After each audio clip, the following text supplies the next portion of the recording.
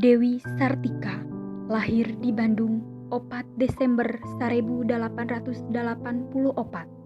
pupus di Tasikmalaya 11 September 1847. Nyaeta tokoh anu ngarintis pendidikan keur kaum istri jeung mangrupakeun salah sahiji tokoh pahlawan nasional.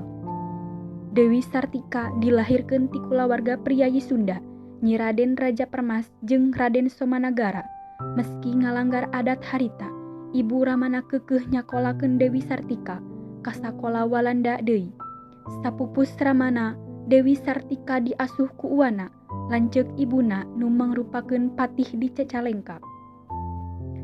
Ti uwana, anjeunna meunang didikan tentang Kesundaan, sedangkeun wawasan kebudayaan barat diperoleh tina berkat didikan Nyonya Asisten Residen Bangsa Walanda.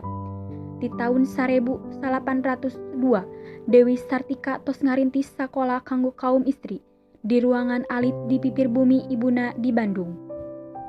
Dewi Sartika ngajar di payuneun anggota kulawargana anu istri, ngarenda, masak, ngaput, maca, nulis, ngitung jeung sajabana.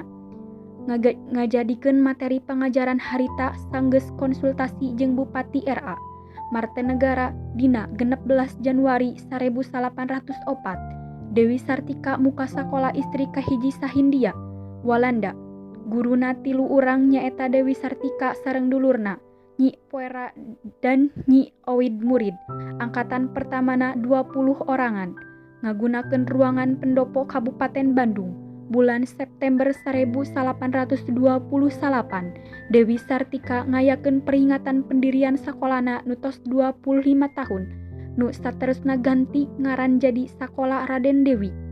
Ku jasana ieu, Dewi Sartika dipasihan bintang jasa ku pamarentah Hindia Walanda.